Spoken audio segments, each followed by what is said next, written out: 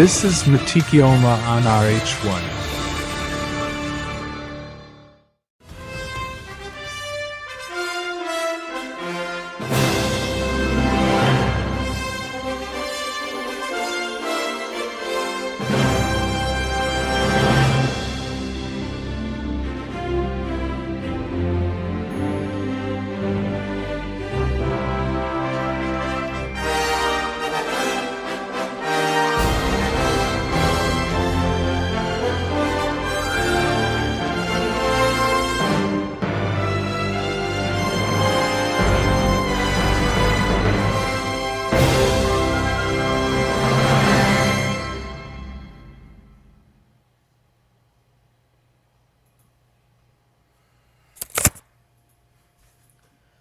Alrighty, the Nations Cup round 2 have officially started. My name is Richard Hang, and yes, you just came from the Manufacturers Cup. But without further ado, let me get my wing started, and let's do this, boys. First of all, let me put my headphones on real quick. I'll try to find it.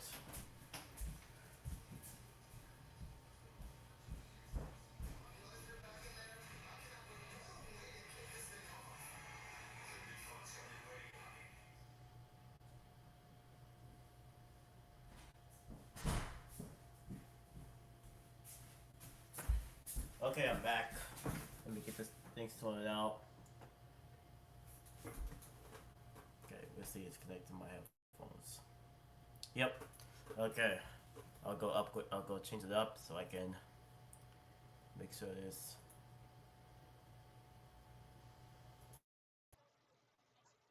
Okay, should be it. Alright.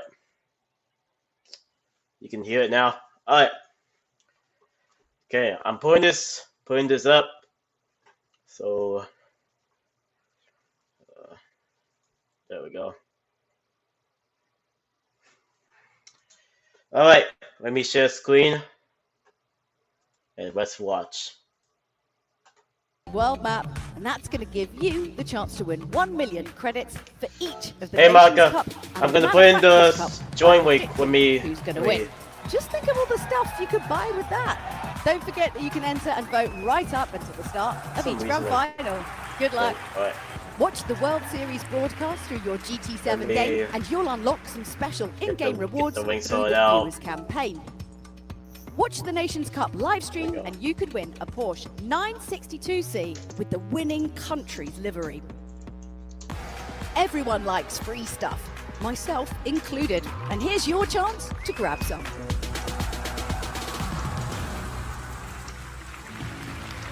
Now, you may or may not know, but we unveiled a few days ago at the Munich car show the brand Hold new on. Vision I think I messed GT, up. which we have I think I here messed in up. the studio. Take Hold a on. look at I this forgot. beautiful I bit realized of I forgot to machinery. do Have a look at this. something. This is the Opel Corsa GSE. Do we like it? Looks pretty good, huh? Yes. So this is the first Vision GT project that's coming from Opel, and it was unveiled a few days ago, of course. And it's the epitome of Opel's sporty GSE sub-brand in an electric high-performance car. It's the latest in the brand who have had a long history in building show cars. I mean, it's over 60 years, and it combines Opel's rich motorsport Okay, here we heritage go. with an Here's the iconic link. nameplate, the Corsa. The Corsa GSE Vision GT has thrilling performance with 2 electric motors. It delivers instant power and torque, launching This is from the 0 Opel to 100 Corsa in just based a in few Gran seconds, Turismo. and on a top speed of about 320 kilometers per hour. And the stunning performance matches the muscular and powerful Pretty good car, And basically, actually. look at this face here. We have highlighting the Opel Blitz, which is now illuminated. It is pretty spectacular. Do we like it? Yeah, I like this one. I do like this one, but Cass, if you're watching this, watch. I mean, not what, but I love how you bring Opel back to the game within Physical 2 Market. But can you please bring real Opel road cars, for example, like Mako or something like that? I can't remember, but alrighty, I got this thing sorted out. If you wanna watch it, here it is. And also, I forgot to show you the predictions.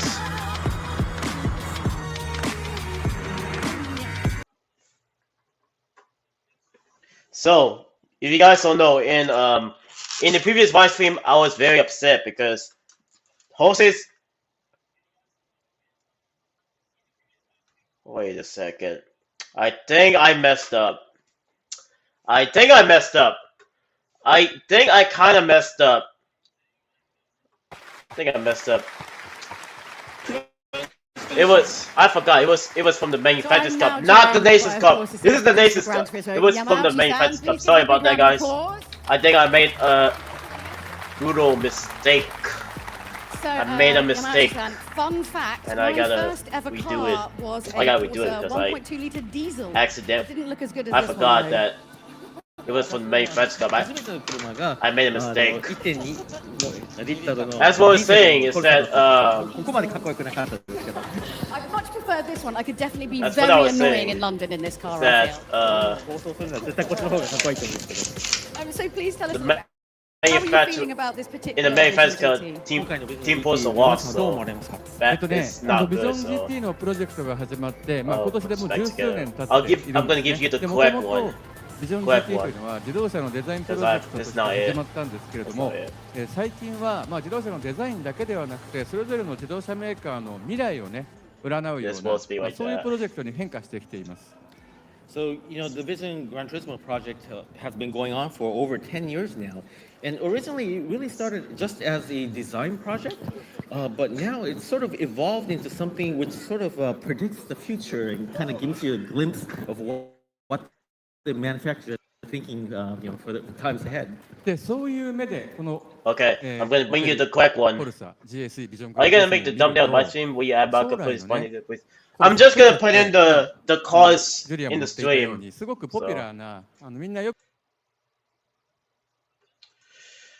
Okay, that's the correct one. So I was very upset because I was very disappointed because if you know what happened, I predicted Team Porsche to be the winner. Unfortunately, Team Porsche lost all because of the Subarus, and it was more intense all because of the Mazda and Nissan, and the pit is driving them crazy now. Sorry for the error. Sorry for the error in regards to the round two predictions. Anyways, back to the stream. And remember, if you want to watch it, here it is. と思います。 Yeah, they won't have to wait very long at all. Oh, okay. So not soon, I take it. Much Hey, so Richard. great. Okay. Thank you so much, Yamachi. I mean, So, yeah, hey so Spongy, how's it going? as we are almost getting Previous into, stream was very the rough. final Remember Nations the Cup previous here, we stream? thought It we'd was just throw very in a little rough. bit of, like, how New the accounts competition's like, just so you can keep up to just speed with crashed the my reactions live about to stream. come. Saying negative things. Well, Who is going to be leading that was a when the coincidence. checkered flag falls here? Can you in make the the news Nations of Cup? Marco Vespucci? I don't know. He needs to pass. Oh, no. Wait, that's the scrap now for him on the inside. Is he going to make it done? Kind of. Bruin goes Yes. from Yes. 10th But position I won't on add the Marco grid Vespucci up and to Spongy in first there. Just over three I'm just and a gonna put in half laps. the They both image go of through. the Oh my God, car, contact. And over 200 This is the miles replay an hour, of but the they round one somehow of managed the to keep 2025 pointing the right World way. Series, The the hand Nations down the bottom Cup. end, Dumont looking to the outside of Gallo. Gallo and Dumont now having a little bit of door-to-door contact or whatever constitutes a door in this car. Does he dive to the inside, to the left-hander? He does, and Serrano goes through. Is the door open for Jura there as well? Sort of. On Let the me inside, trust my switches to the phone real quick outside because line. my phone Jura is at low just has battery. to wait to know. Goes for a lunge on the inside, but runs it deep. As we come into the first corner, Serrano defends Jura, looking for the outside line. That's going to be brave and bold and brilliant from Paul Jura if he can make it stick. Side by side they run in the Nations Cup. And lunge to the inside for Jura. Can he make it stick on Serrano? He slides. Is that moment over? But Jose Serrano pulls a blinder and wins the grand final of the Nations Cup here in London.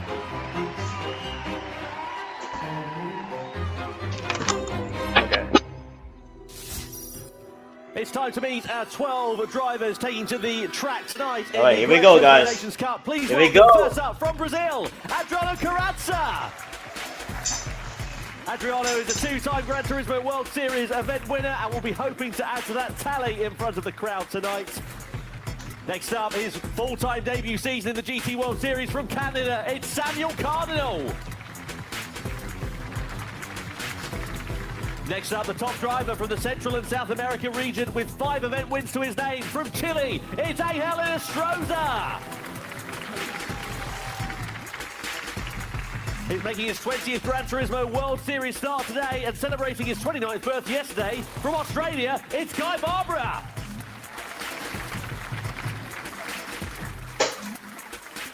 Another 2-time event winner in the Gran Turismo World Series from France, it's Thomas Le Bousselet.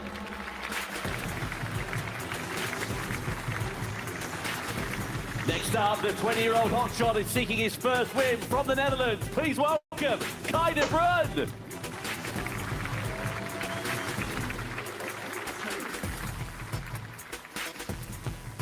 The next man needs no introduction, but we'll give him one anyway. The 4-time Gran Turismo World Champion from Japan, Takuma Miyazono.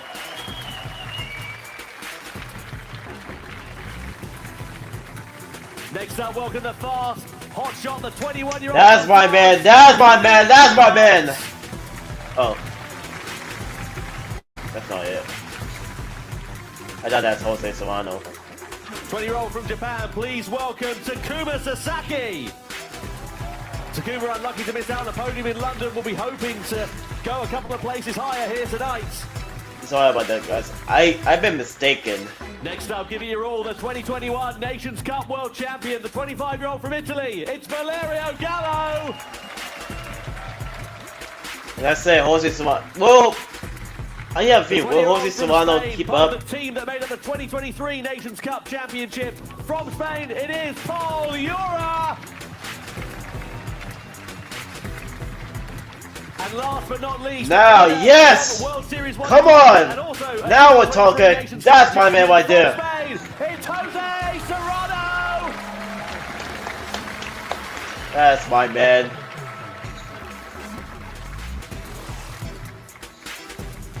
Now, ladies and gentlemen, we ask you to please stand if you're able for the national anthem of our host nation here in Germany.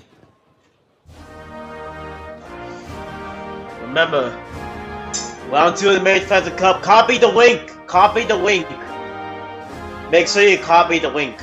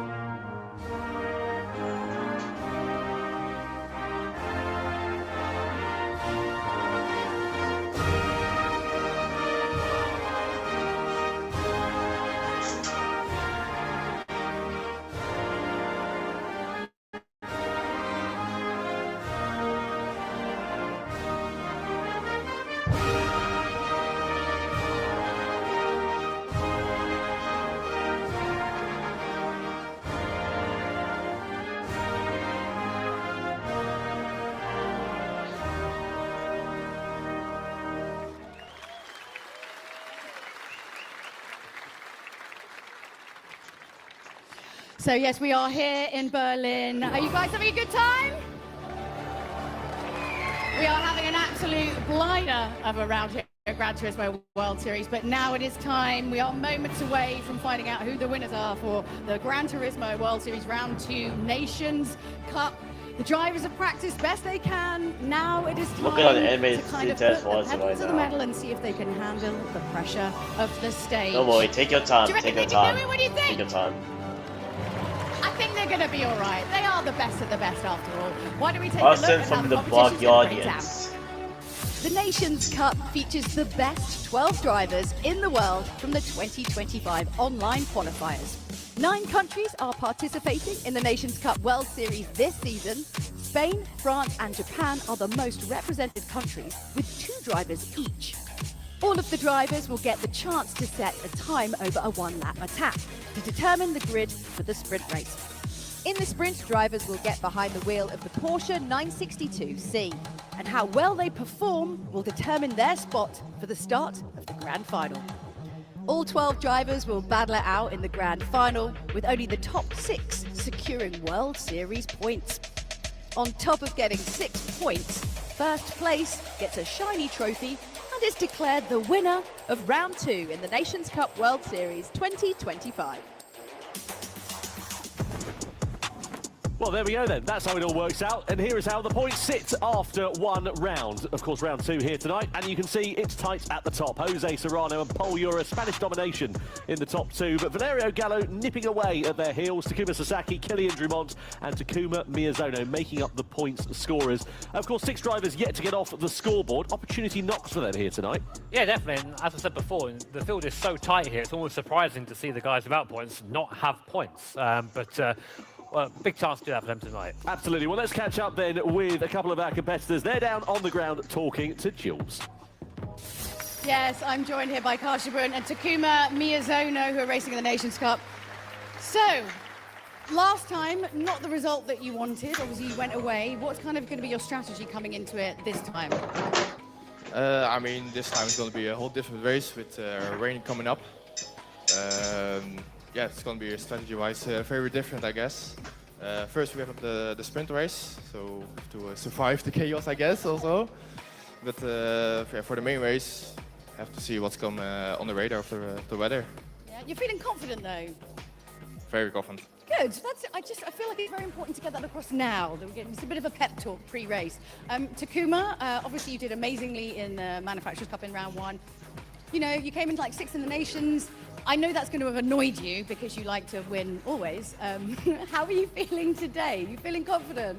そうですか。ラウンド1ではマニファクチャーの方は優勝したけど、ネーションズは6位に終わってしまって、今回どういった気持ちで臨んでいますか？正直彼と違って自信がないです。はい。Compared to him, I'm not confident at all. You always say this every time, and then you just do really. I don't know, but honestly, like you are very, very consistent with what you do. How do you think? Like, obviously, we have like new drivers kind of coming in all the time, but like, how do you feel like with the fresh competition each race, like improving yourself? 毎回そう言われて、すごくもう安定した走りを見せて最後に逆転してますけど、今回新しいドライバーもどんどん追加されていて、そういったフレッシュフェイスと一緒に走るのをどういうふうに思っていますか？やっぱり長年ずっとこの競技に参加しているので、新しい選手と走れるのはすごい、幸せですし、その中でも自分自身がまた戦えるっていうところを証明していきたいなと思いますし、今日のレースは何が起こるかわからないので、ベテランらしく広い視野を持ってミスなく、無事に走り切れることができればおのずといい結果がついてくると思うので、頑張りたいと思います。はい。Yeah, so having been competing for a long time now, I'm happy to see new faces in the competition. But within that, I still want to prove that I can fight. I still have got it. And this race, I don't know what the conditions are going to be. It's it might be a little bit difficult. But as a veteran driver, I want to make sure that I make no mistakes, and I think the results will follow. Well, you're both incredible drivers, and I'm pretty sure whatever comes your way on the track, you're going to handle it well. So you're great. They're brilliant. Give them a round of applause. We're going to get this underway and kick it off with the sprint race. Over to you guys, Tom and Jimmy. Yeah, cheers, Jules. A reminder before we get that underway about where we're stopping on the calendar for the GT World Series in 2025. Of course, we kick things off at the beginning of June in London. Slight break as we are now in Berlin here for round 2 in September. Then we're off to Los Angeles. Looking forward to that for the very first time. That's at the beginning of November. And then right towards the end of December, just a couple of days before Christmas, we're in Fukuoka for the World Finals, which is going to be thrillingly exciting. I'm sure you will agree. And it's been exciting all weekend, especially because we've got some brilliant cars here in Berlin as well. Yeah, it's been awesome to have that all out front. Of course, if you are interested in getting tickets for LA, you can see the little QR code on the screen to give that a little scan and get your tickets so you can be there at the event. Perfect excuse to go. Perfect excuse to go to the US, right? Hey, no doubt about it. And of course, tickets on sale for Fukuoka from the 1st of October as well. So get yourself involved in that. And we look forward to seeing you there because, as we say, we cannot wait to see how it is going to work out in the Gran Turismo World Series, especially here in the Nations Cup, because we're not too far away from the sprint race. Here's what happened in qualifying, though, earlier on today. This is a time trial event taking place at the Red Bull Ring in the X2019. So you can see Guy Barber had a wobble, a spin, and compromised his qualifying session, which meant no times on the board for the Australian driver. He'll be starting right down towards the very back of the field at courtesy of the time that he lost. The initial pace was set by Adriano Carrazza, but then Thomas Labouche fired one in to get himself right up the sharp end by a tenth of a second. 108.4, very, very quick around this Red Bull Ring circuit. Kylian Drummond, of course, his fellow countryman, always been a rival of Kylian Drummond, although unable to go faster, missing out by only 200ths of a second. Super close at the top. Yeah, no doubt about it. Kylian Drummond, a bit disappointed with that one, as I'm sure you can imagine. Those two have been pretty close rivals. Sasaki was a bit down in the middle sector. We know he's pretty handy in these Red Bull X 2019 cars, but extracting the maximum at this Red Bull Ring circuit can prove to be quite difficult. You can see they were really flirting with the edges of track limits coming through those final corners. If you just make one small error, it can cost you a bit of time, and he made time, though, in the final sector. You can see going to the top of the pile, despite being down, as I said, in that middle sector. For Valerio Gallo, though, up and in towards the first corner, he was a bit too deep over the curb, and unfortunately got a track limits penalty. His lap was gone as well. Yeah, turned in from another country there, so I'm not surprised by that track limit. Wait for Solano. The last man to cross the line.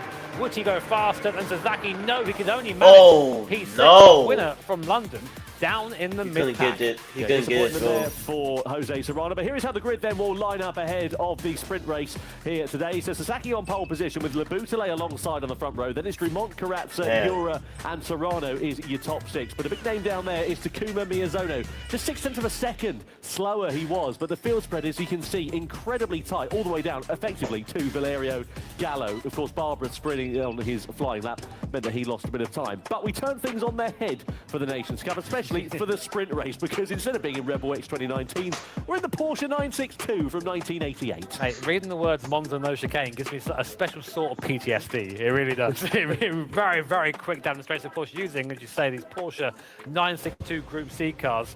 There it's on your screen, 700 horsepower, give or take a couple of horsepower.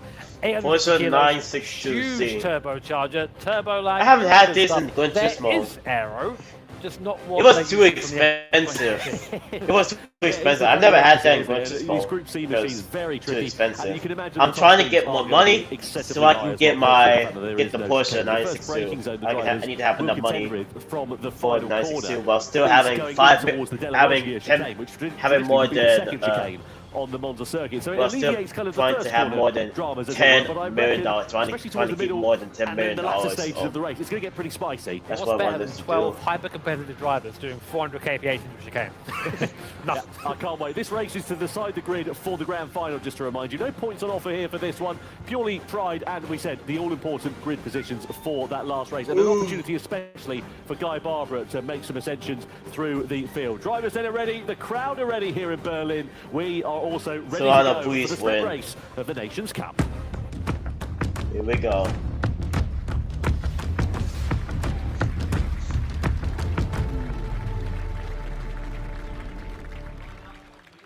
And ready to go for the Nations Cup then, for the sprint race here at Monza. Let's see how this one is going to work out.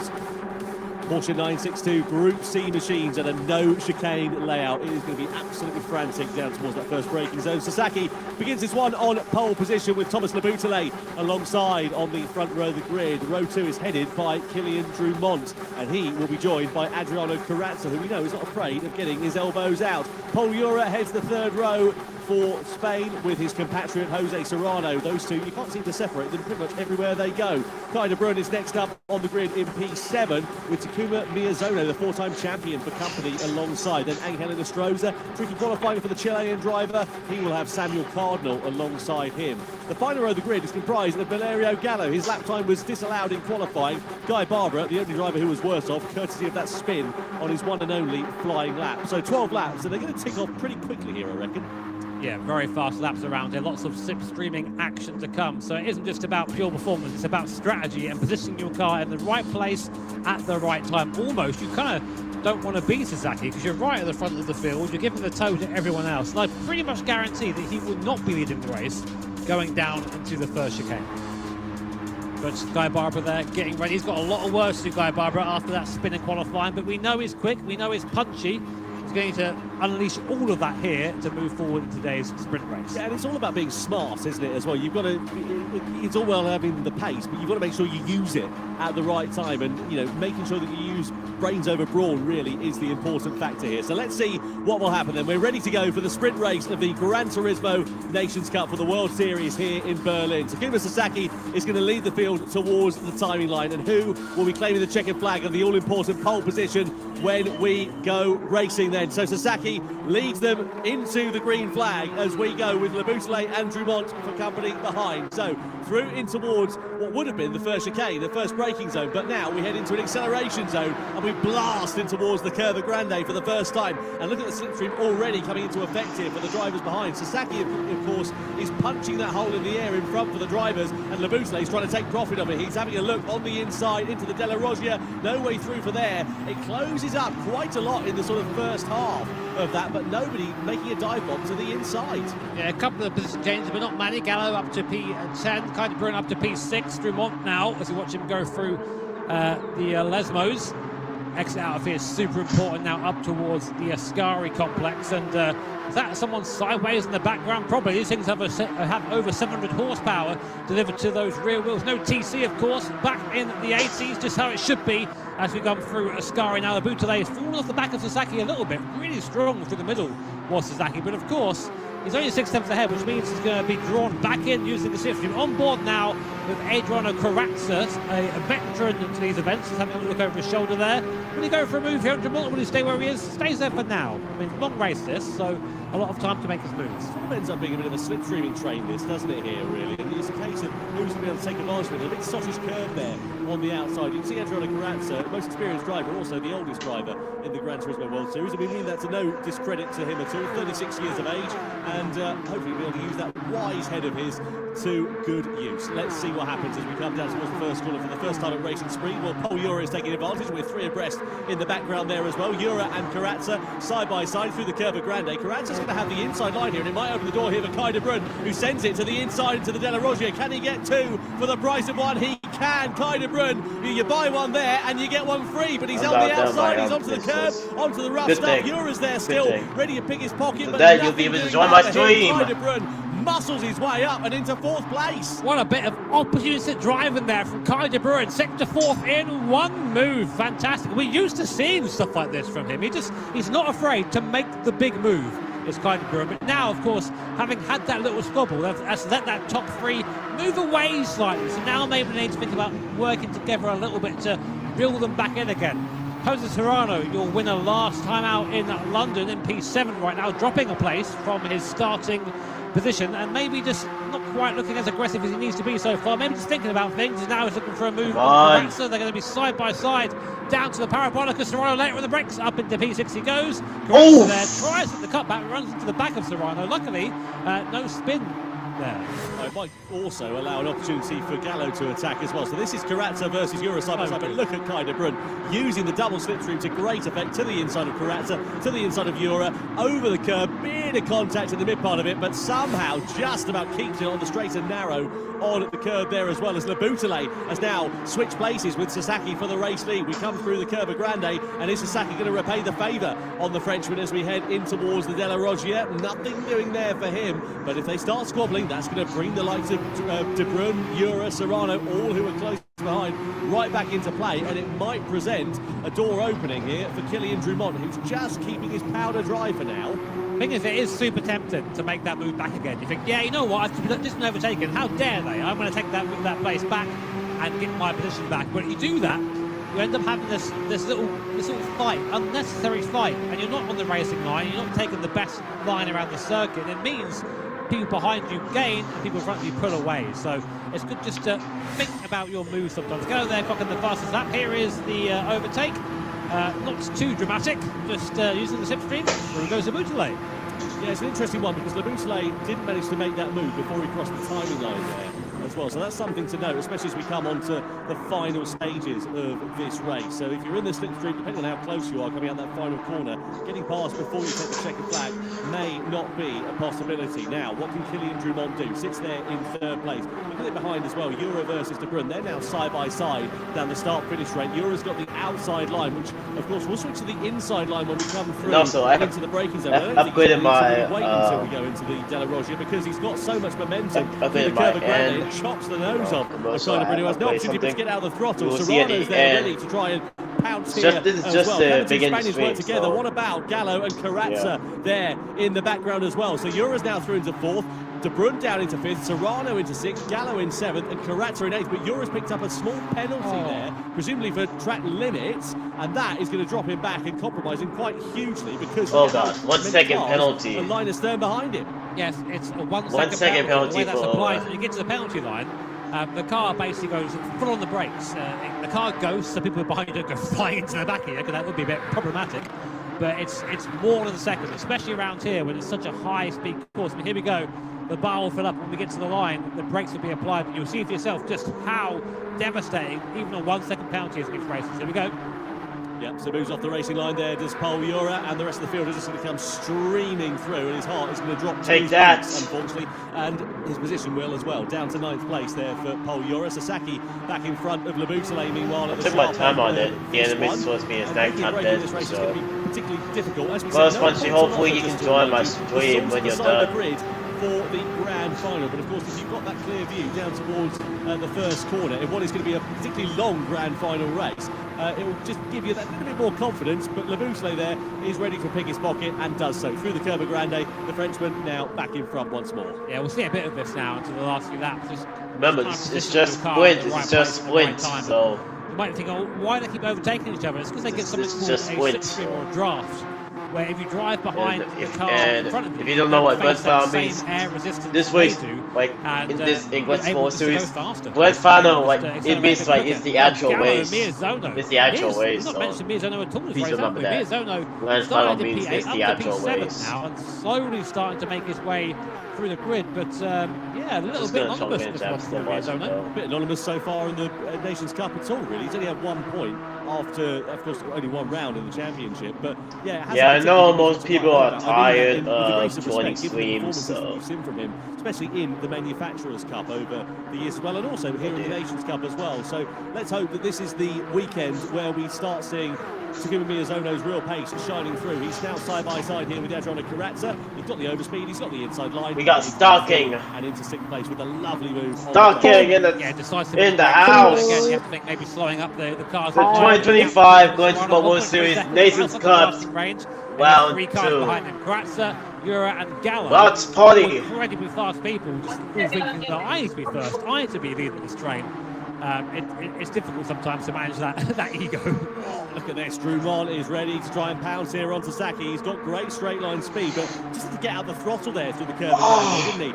Just trying to find his way through on the outside. The problem is, of course, that corner then becomes a bit of a tighter radius, and you can't make it through with the same amount of speed that you would have been carrying, would you have been on the normal racing line. The upshot is that Drumont not able to make an overtaking attempt. Serrano's got a 1 second penalty there as well. That'll be down to track limits, so Serrano is going to face the same bother as his compatriot, who's managed to recover to 6th place after dropping down to 9th for the same discretion earlier on. Now, I've noticed Kai De Bruyne's got a really, really effective line through the chicane, through that De La Rosa chicane there. Remember guys, it's just sprint, it's just sprint. Grand Final is the actual race. Slightly outside of that, bam. Track limit penalty, you can see, because the gap comes down by about half a second every time you go through there.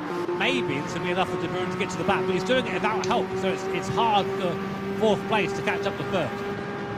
On board here then with Drumont on the brakes we go in towards the Parabolica. Serrano then served that penalty, drops 1 place behind Paul Ura, but that's actually pretty good damage limitation given that penalty. He'll have just darted straight back into the slipstream as soon as he possibly could with Ura, and the upshot is he doesn't lose too much time as a result of that. Guy Barber was given a warning, by the way, for Buncraft, who hasn't particularly made much of an impression on this race down in 12th position. Likewise, Angelina Stroza having something of a quiet one as well down in P10. On board here we are with Drumont. Look at the overspeed he's got there with Sasaki as they come through this fast right-hander, and Sasaki's going to try and defend the line here. Is Drumont going to think about it to the inside? Kind of has a look, but the door's not really ajar there. But De Bruyne, I tell you what, it was a 3-way fight a lap or so ago. It's now become a proper 4-way tussle here. Yeah, Kai De Bruyne's got pace. He's fast. Here's Carazza and Miyazono. Another pass. Ura as well in the background. Are you going to make it 3 wide? Is he? Yeah, why not? Let's go 3 wide. Who's that in the background? Is that Gallo? Should we make it 4 wide? Yeah, let's try and make it 4 wide. Gallo in there as well. Great training. Poor Takuma Miyazono, just a passenger there. Ura and Gallo taking P6 and 7 respectively. Carazza up to 8th. Well, Miyazono would have thought he left the handbrake on, given the fact that he was to go backwards at such a fast rate of knots, with 3 cars driving past him in the space of a couple of 100 metres. On board here, meanwhile, with Kai De Bruyne, who sniffed an opportunity in his first podium in the Gran Turismo World Series. Let's see if this is the result that will be coming his way. You can see the pace that he's got and the ascension that he's made through the field, up 3 places from where he started. Likewise, also Valerio Gallo's had a good run of things. He's up 5 places from where he started to P6, and you just get the sense that Kaidebrun just keeping his powder dry, waiting for the right opportunity, and he's going to be there ready when it matters. And I've always thought Kaidebrun has what it takes to win one of his events. He's a really fast guy, but he's just not quite had the complete package. Just up ahead, Sasaki and Drummond have a little bit of side-to-side contact. But as you say, Thomas, lap 8, right now making a lunge of your life isn't really going to mean anything. It's just going to show your hand. So just do this.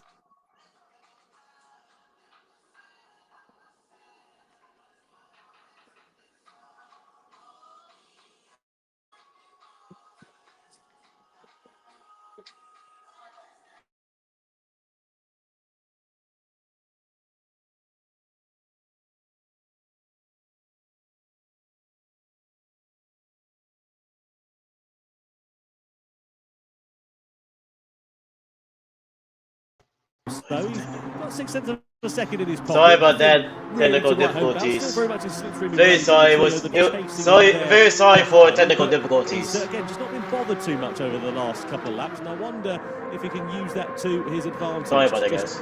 Anyways, what do you say about that, Peter? Notice it, but Sasaki actually just pulled out the slipstream. So he wants to be second right now. We're starting to get into the who in the world chess is stalking? Well, it's going to be between these 2 guys, I think. I'm not sure Euro has the pace to catch up to this little quartet as they go on to start their 9th lap. And everyone's now just trying to figure out, okay, yes, who in the world is stalking? Where do I want to be leading? Sasaki here, thinking, okay, I'm going to go here. I'm an angel. He'll go up into P1, the boot to P2. Will Drummond follow him through or not? He might do. He's looking. What? He's looking. There goes Drummond as well. I don't know what you're saying. Drummond decides he wants to lead the race now, and up to I'm P1 an goes angel. Kilian Drummond. Well, now he becomes the hunter to becoming the hunted. I'm an so angel. let's see how Don't this you works get out it, for Kilian Drummond. dude? Angel. He doesn't have the advantage of that slipstream, the whole being Yes. punched in the air in front of him, unlike the other 3 drivers who are behind.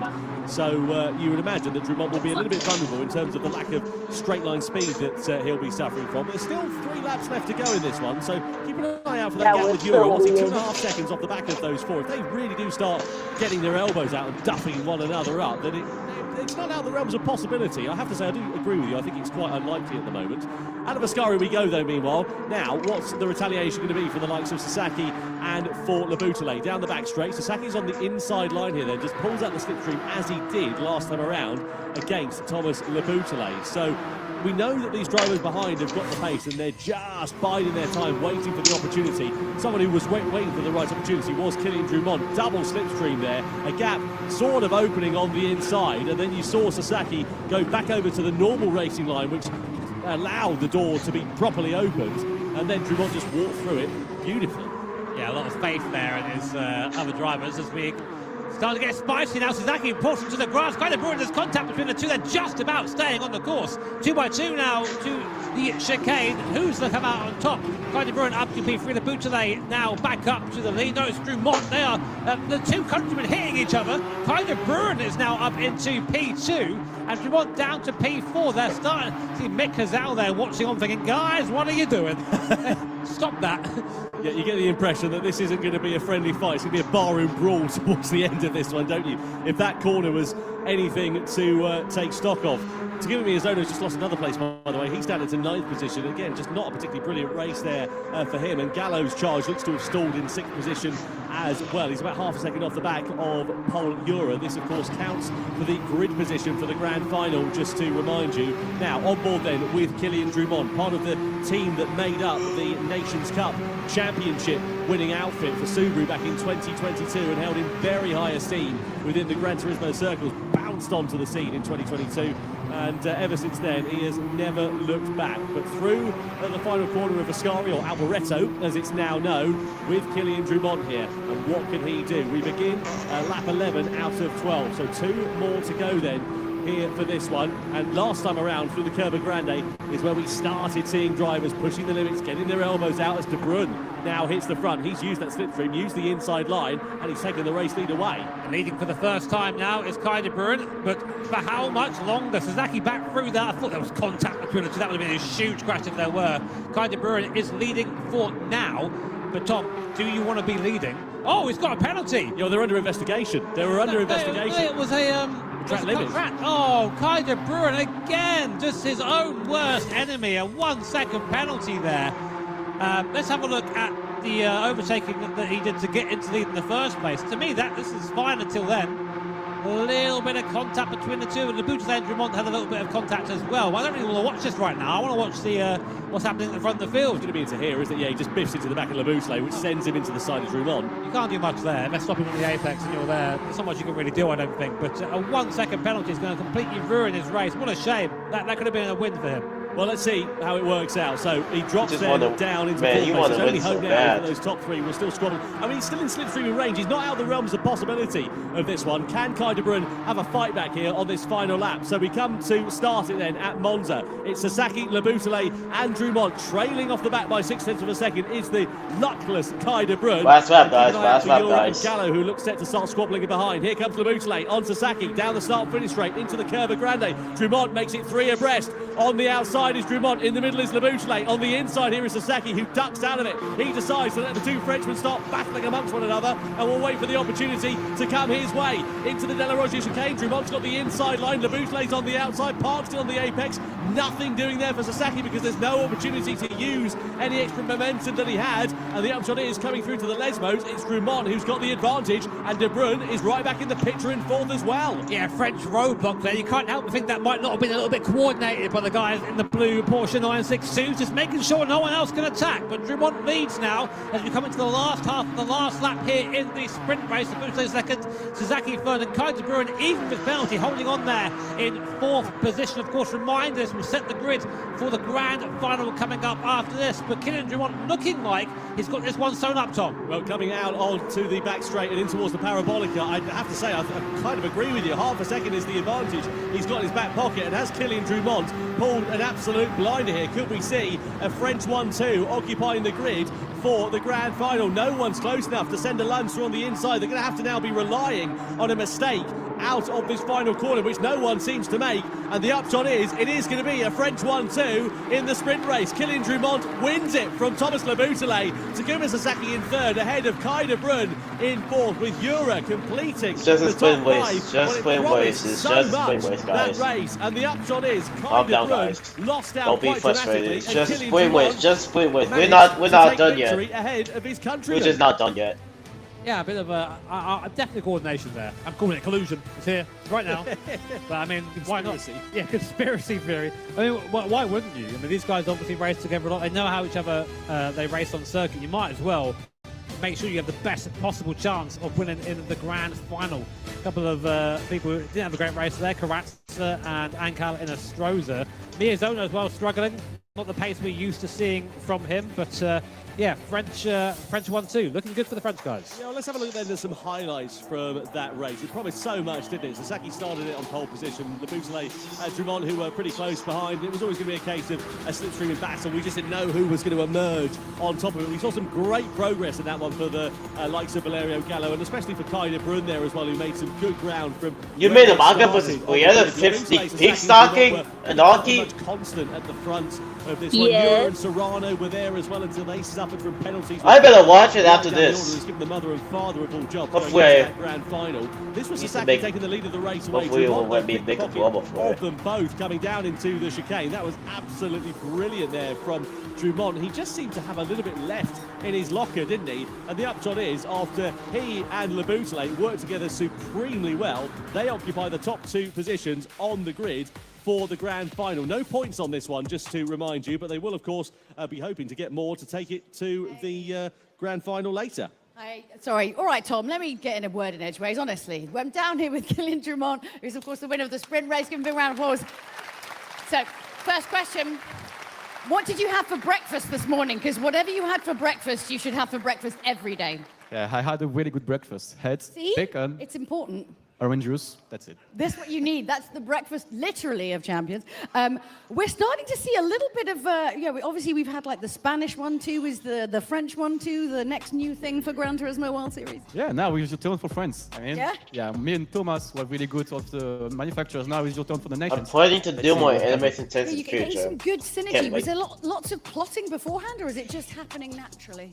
Yeah, I mean, let's see what's happened in the next race. But we are really, really good with Thomas. So let's see where can from with France. Yeah. On the top, I guess. I hope. What do you think? A French one too, maybe? Well, you're going to have to keep it going all the way into that grand final. But congratulations on Thank you very pole much. on the sprint race. Let's throw it over to Tom and Jimmy. Yeah, cheers, Jules. Thanks for throwing to me rather than crashing like I did with you. Anyway, Kylian Drumont then manages to take victory ahead of Thomas Labouche. Sasaki completing the podium in that one ahead of Kai De Bruyne there as well. Some good progress from a couple of drivers, including Kai De Bruyne and Valerio Gallo, as we said there, Jimmy. Do you think we can read much into these results? Do you think you'll have a reflection on what we were expecting for the grand final? I mean, it's one of those races, it's a slipstream fest. So if you do have a bad start or a small mistake, you're going to end up falling down the order regardless. It's that close now. So, I mean, obviously you want to be as far forward as you can in qualifying. It makes things a lot easier for you. But you know, we've seen Miyazono, for example, win from this sort of position before. Serrano as well, Jura, Gallo, even in a Stroza. So, I don't think we can read too much into it. It's interesting there with Inestrosa as well. I mean, look at the gap between Karatza and Inestrosa. What, 4 and a bit seconds, nearly 5 seconds or so separating them. So I'm keen to see how that's going to work out. There must have been something going on there for Angel Inestrosa. Anyway, let's forget about the sprint race and the results and all of that sort of stuff because we're going into the grand final and we're changing things again completely on their head. Start game work. Porsche Work at me. 962s at Monza Work. with no chicane. Over to a different circuit, a different car, a different layout, and different conditions. Yeah, I mean, you gues are probably familiar with our car by now. The Red Bull X 2019 competition here at the Red Bull Ring. As you say, different conditions. We've been told these tyres, they don't tend to put the intermediate heavyweights in for no reason, do they, Tom? No, I get the impression there could be some weather on the horizon. The thing is, we don't know when, we don't know where, and we don't know how heavy it's going to be. So there is going to be a proper race of strategy, and I imagine a fair bit of luck coming into this one. Here's our X 2019. More power, less weight, more aero. What's not what to like about that, honestly? You can't go wrong. You can't go wrong. The Red Bull X 2019, and I have to say, having had a go in these things in the wet, I mean, it makes your bum twitch like a rabbit's nose, I've got to be honest with you, because they are tricky things in the dry. Although it's probably something to do with my driving style.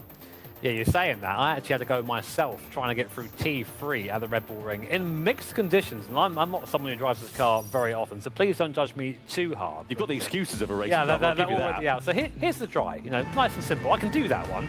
We're basically looking for the marker, top left-hand side here. I brake to the 100, try and brake a little bit later here, down through the gears, to the apex nicely, soft on the front legs, don't spin the rear tyres, and out. Almost like I've done it before. Give a demonstration. And here's that line there from the aerial camera. We're using all This the is just a circles on the left-hand demonstration. side, making sure we open up the corner as much as possible, roll it through the apex, and a nice and soft an exit.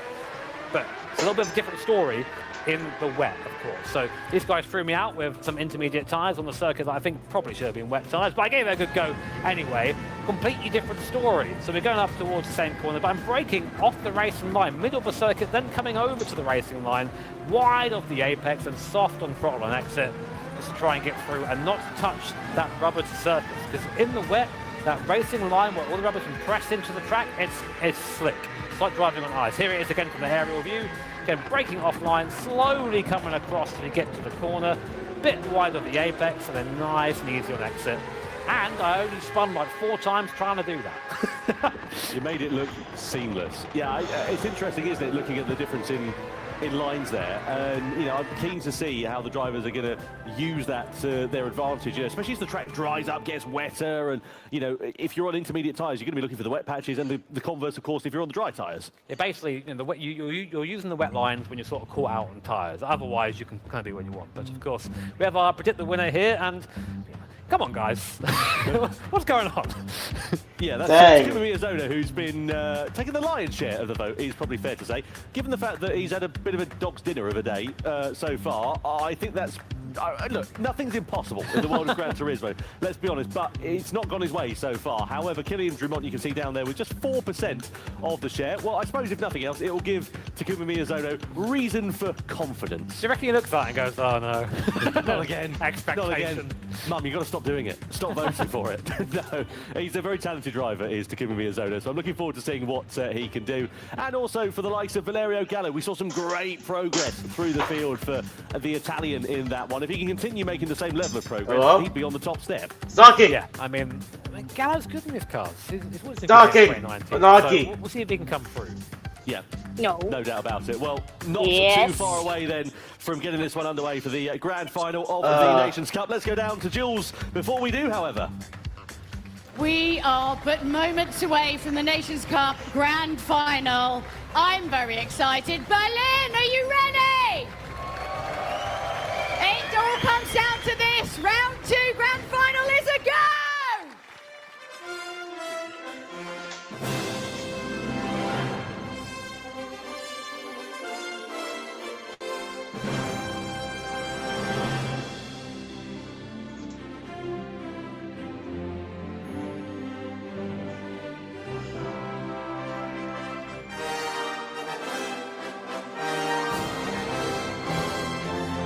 That song reminded me of the theme of NBC's Meet the Press. Yeah. That's why it reminded me of that.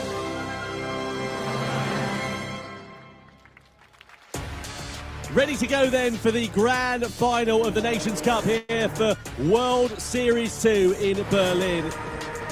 This is going to be hugely exciting, and the track is wet. We knew that weather was going to come into it. We weren't quite expecting it, though, at the start of the race. So who's going to plump for what tyres, and who will be leading down towards the first corner, crucially, as well. Kylian Drumont starts this one on pole position, a legacy of his victory in the sprint race. He's joined on the front row by his countryman, Thomas Leboutelet. Sasaki heads row 2. And he has got Kai de Bruyne for company, unlucky to miss out on a podium here earlier on. Paul Ura heads the third row of the grid, and he's got Valerio Gallo alongside him. Gallo, of course, making good progress, as we said, in that sprint race. Jose Serrano next up for victory. And Takuma Miyazono, who is the favourite in the Predict the Winner campaign, lines up P8 with Adriano Carrazza very close behind, and then Angel Inestrosa, the two South Americans, on the penultimate row of the grid. Guy Barbara in 11th position, and rounding it out is Samuel Cardinal, the Canadian. So we know the track is wet, and everybody has decided to start on the intermediate compound tyre. We're looking at the fact that they're mostly offline here, Jimmy. That seems pretty sensible to me. Yeah, but it does mean if you're going side by side with someone, there are patches of the circuit that your intermediate tyre are not going to be able to deal with. So it's something to think about when overtaken. Also, is that these guys, I can guarantee they practice mostly in the dry. So this is going to be maybe uncharted territory for them. I expect they'll struggle a little bit, but it'll definitely make the racing more entertaining, I think. Certainly will. Well, penny for the thoughts of that man, Kylian Drumont, and what's going to be running through his mind at the moment. Sitting on pole position with his countryman Thomas Leboutelet behind. They put in a great formation in that sprint race, but can they repeat it here in this grand final? They're out of the final corner and coming to the timing line. This, of course, is the all-important race for points for Gran Turismo World Series 2 for the Nations Cup. We drive. Are you ready, guys? To the line here at the Red Bull Ring. Weather and play, and 13 laps of action to come. Lights go green, and we go racing for the grand final of the Nations Cup here in Berlin. So Drumont leads them up to turn 1, and then Leboutelet, then Sasaki, but it's turn 3, the first big braking zone. That's the real opportunity for overtaking, and Drumont, of course, does not have the advantage of the slipstream, but he did have the advantage of a nice clean run out of the first corner. Sasaki looks to try and pounce here on Leboutelet. On the brakes we go. It's very close behind there as well. Serrano versus Ura. De Bruyne's into the side of Sasaki as well. That's going to drop Sasaki down a few places, and Gallo is now through on his inside as well as Paul Ura. So 2 places lost in the space of 1 corner there for Takuma Sasaki. Not the start of the race he'll have wanted. Gallo, meanwhile, is on the inside of Ura and looks like he's made a stick down into turn 5. Well, it's an esports racing competition. Action everywhere you look on the side. You know, esports means it's a video game sport competition. Having a little look at that one. It's quite an aggressive move there. Serrano now getting by Sasaki. That's 4 places lost for the Japanese driver, and now he's back with his countryman, Takuma Miyazono. A terrible start there for the Japanese driver, but it just goes to show that qualifying doesn't always guarantee you a good start to the race. On board now, Sasaki, and look, he's that far back from where he started. You can see the spray being kicked up on the cars in front. Does hamper visibility a little bit, but not too much, enough to still see where you're going. But onto that too now. The driver's using all the curb on the exit there, so confident to do that on this intermediate tyre, but got to be careful because they might still find a wet patch yet.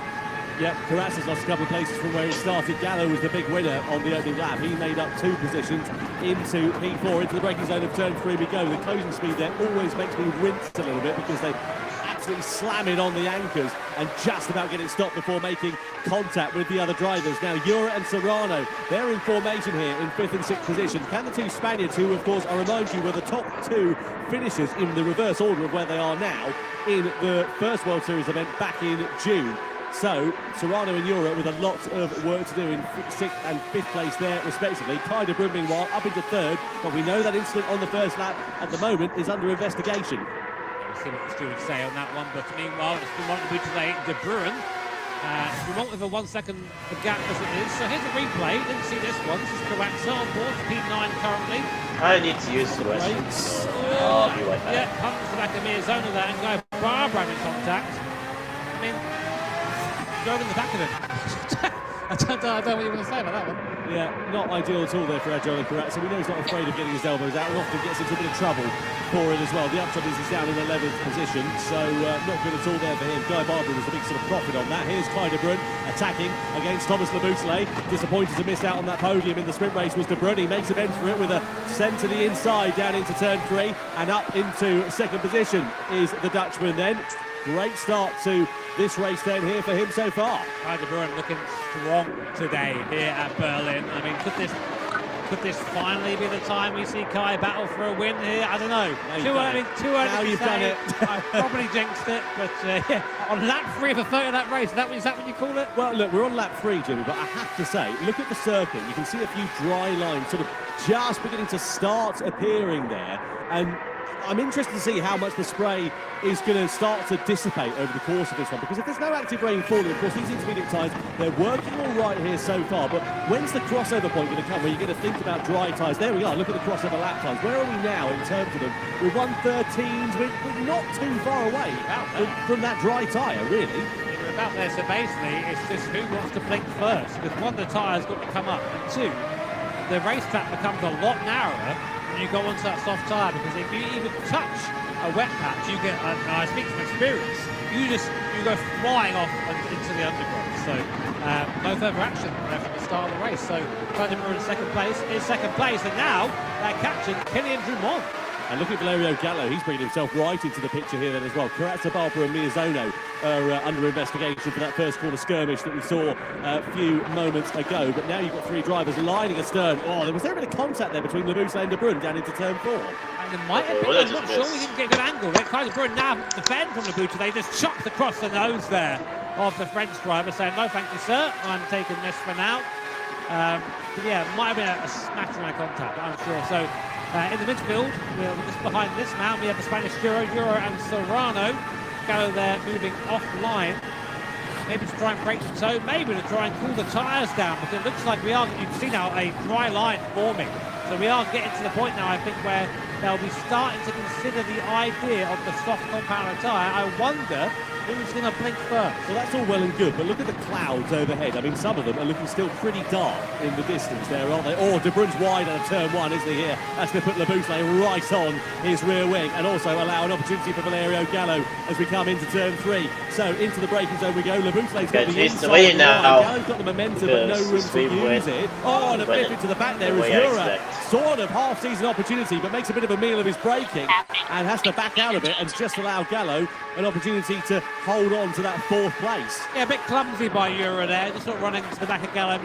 There's nowhere to go there, running to the back of him. So I don't think there'll be a penalty or anything, but just maybe a little warning from the stewards saying, come on, keep it clean. We've got a long race to go yet, boys, so don't be shunting each other on lap 5. Kai de Bruyne falling back a little bit from Q1 after that mistake at T1, but it just goes to show how narrow the margins are. Again, the sideways moment for Kai de Bruyne. He's really struggling now on his inters. Maybe he's burned them up. I was just about to Looks say, that way. yeah, I think overheating the tyres now then here. I mean, in terms of the tyre wear, they're all about sort of the same. Oh, Leboutelet's the first driver to blink, so P3, Leboutelet's come in. We were asking that at the end of the last lap, at the end of this one, Leboutelet's come in. He's going to stick a sort of, surely, soft tyres on. The rain is going to be set to come down later on. Not If going to you join the stuck stream anything other than because soft on, you'd be a bit of a wally, to be honest with you. Onto the soft he goes. Leboutelet out and into the circuit, but where's he going to emerge? Well, I don't understand though, surely. If you're like Cardinal and Estroza, Karatzi, you take a punt too.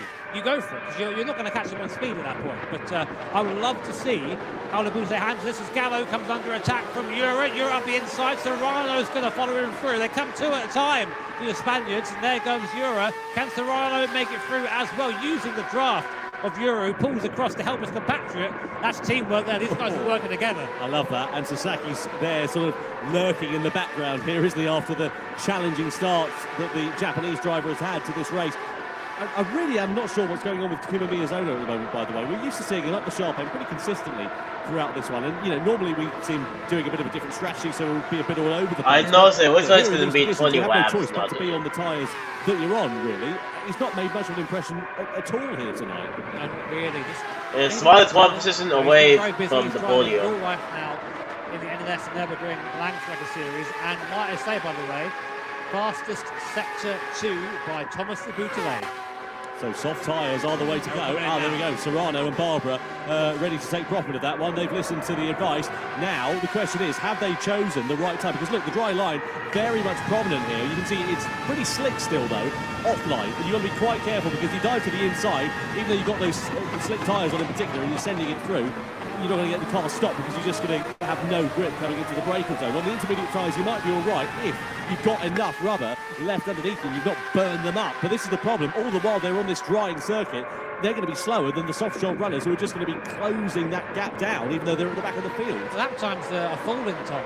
14, 15 second, 1:15 some people there, from the 1:13 from earlier on. These intermediate tyres are just falling apart. They've got to get onto a soft tyre. Leboutelet, I think, has called it well, because we'll see how he is for that middle sector, what his lap time is. He's not set a full lap time yet without a outlap. So we've got 1:13.0 to beat. I won't be surprised to see him dip into the 12s here, and he'll be the overall leader when they all pit. No doubt about it. Now, to the top two come into the pit lane. Yeah, no worries. So Ura in there as well. Gallo surely is going to follow them. I just reckon we're going to see a flying formation with everybody else coming into the box, because any longer on that one, it used to be a bit of a fall, really. You have to sit for the current conditions. But the question is, Leboutelet, Serrano and Barbara, what sort of inroads have they been able to make relative to the other drivers around them? The question will be here for Leboutelet in particular, because he was the first driver to blink, and has he got the lead of the race back here from Kilian Drumont as a result of that early pit stop? Comes out of the first corner, and he is now back into the lead of the race, and he's got a bit of a cushion here, and Serrano's picked his pocket there as well, so that's worked out quite nicely there for Jose Serrano, who now splits the two Frenchmen in seconds. Leboutelet went 6/10 faster than anyone on his first full lap there on the slick tyre, so that was the right choice. I'd say maybe they all boxed a little bit too late. It was a bit of a gamble by Leboutelet, but it did pay off. It's put him in the front of the pack now, and everybody else who sort of followed suit, Serrano boxed early as well, has moved to a few places, so that was the right choice to do that. But yeah, I mean, we'll see if it continues this way, if it continues to dry, or whether we're due more rain or not. Yeah, the clouds you can see looking still pretty menacing overhead. There's a big dark one right up in the middle of the middle sector there. And I mean, look, I'm no weather expert, but I have lived in Great Britain for pretty much all of my life. I have to say, that is looking pretty menacing, pretty ominous indeed. You had no choice but to change over to the dry tyres. You can try and eke it out on the intermediate tyres. You're going to hemorrhage so much time there. Anything you'd have gained from not making that extra pit stop, you'd have ended up losing from the fact that everybody else around you would have been so much faster. So they had no other choice but to blink at that point. And it's been a great profit there for Thomas Leboutelet and for Jose Serrano.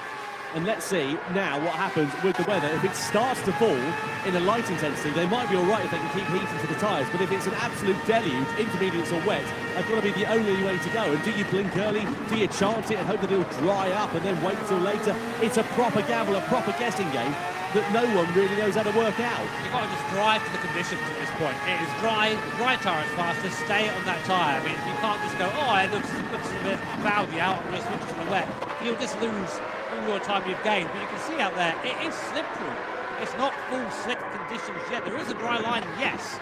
There's also a lot of wet on the circuit still. If you catch that in this car, the crash happened so quickly, you don't even realise what's happened.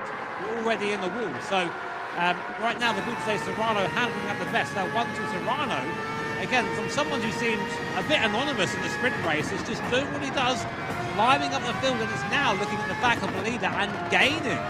Can we see another win, maybe, for Jose Serrano today? It's anybody's game.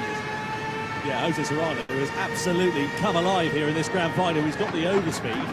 First corner, not really the place you're going to be making a pass. Needs to hope that he gets a strong exit out of there, but has a bit of a slide actually on the curb there. Leboutle gets great attraction, and that just denies an opportunity for Serrano to try and launch an attack into turn 3.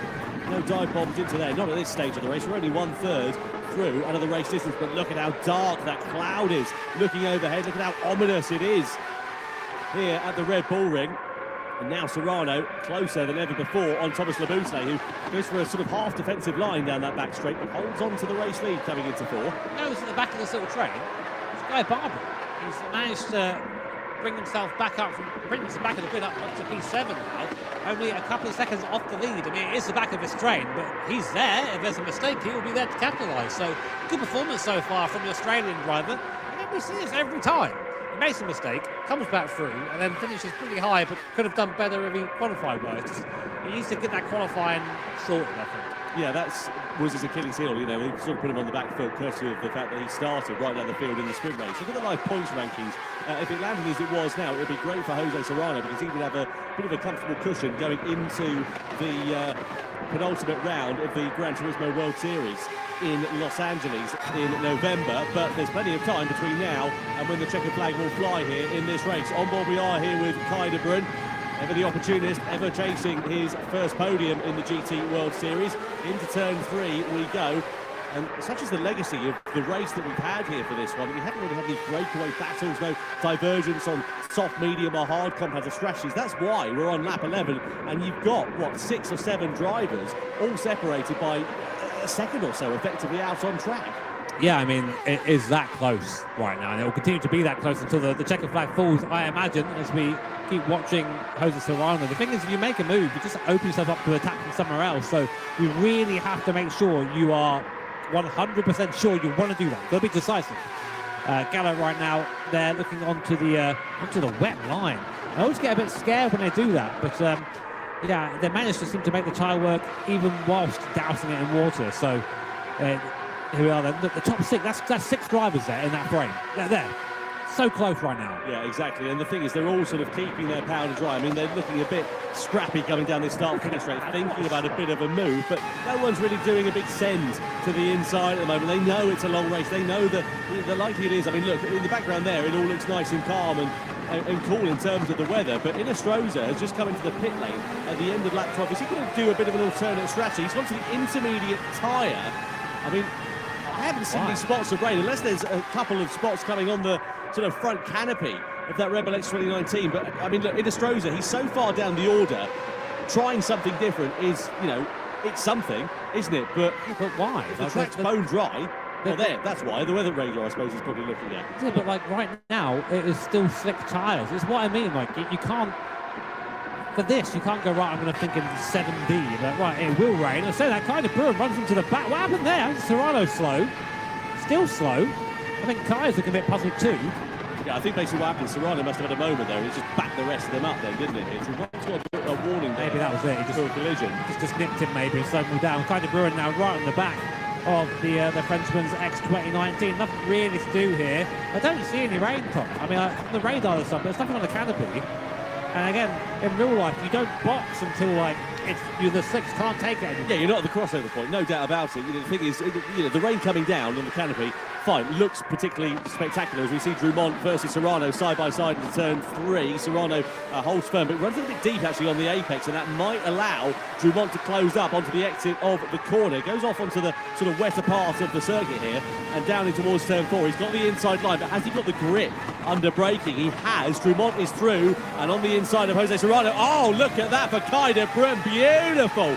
On the inside, the door was open, and Kai de Bruyne gladly walked through it.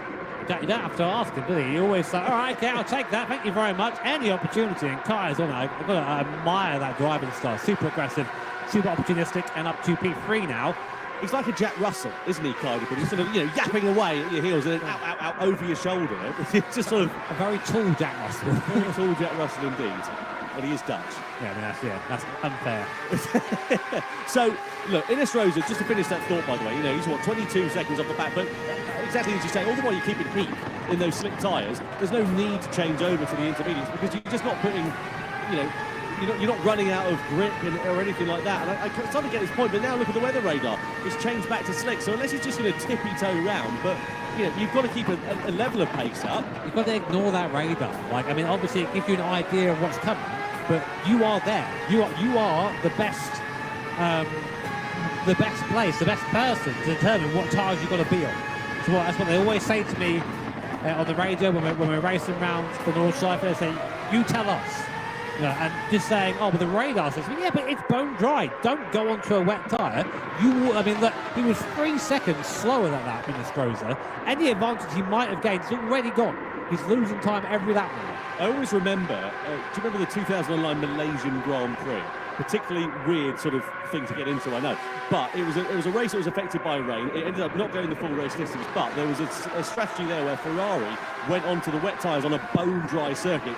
Anyway, get away from that diversion because, look, everybody else is now coming in. They've got to be coming in for intermediate tyres, surely. So the top three, Labousse, Drummond and De Bruyne, have all come into the pit lane. They've gone for intermediate tyres. Serrano, Jura, etc. have all stayed out here. Now, are they going to take advantage? Lap times, they're in the 1 minute 11. They're easily slick tyres last time around. Unless they're expecting an absolute deluge on this lap, I don't know. Is that the right call?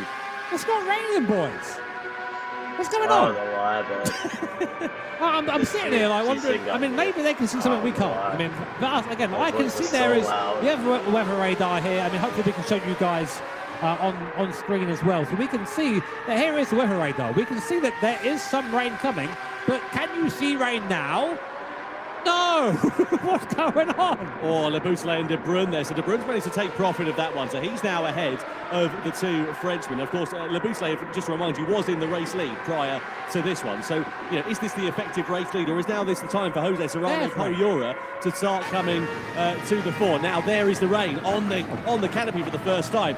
But of course, they've waited a lap later. They'll have been pumping in 6 times. They're going around another time. So they're thinking, we're nowhere near the crossover point, but are they going to be waiting that little bit too long? Because now the rain's coming down at a heavier intensity here. Miyazono and Carazza subsequently have blinked at the end of lap 16. They've decided they're going for intermediates. They're just going to risk it, I think, and try and save the pit stop. If you can do that and hang it out, you save a pit stop. I was speaking to our co-commentator, Florian Straff. No, it's the wrong choice. Look at this. It is definitely the wrong choice. The slick tyres have nothing.